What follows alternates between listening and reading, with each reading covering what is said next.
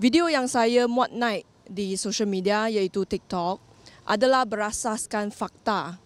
Satu, daripada media arus perdana. Dua, kenyataan rasmi menteri.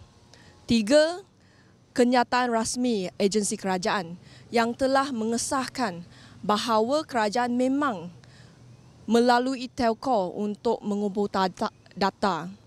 Saya rasa kerajaan tak patutlah menyalahgunakan undang-undang untuk membisukan suara rakyat.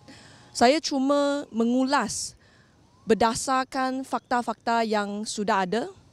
Saya cuma menyuarakan keresahan dan kebimbangan. Memang tak pernah berniat untuk menghasut rakyat ataupun menggugat ketenteraman awam. Namun demikian, saya akan memberikan kerjasama penuh kepada pihak polis.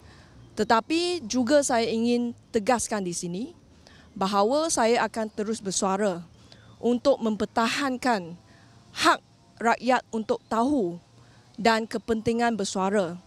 Dan yang lebih penting, kebebasan untuk kita bersuara.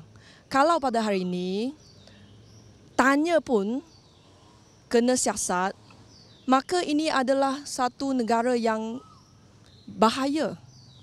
So saya pun menyeru kepada kerajaan, apabila rakyat suarakan kebimbangan, wajarlah untuk melihat kepada kelemahan ataupun macam mana nak menambah baik dasar-dasar yang dijalankan.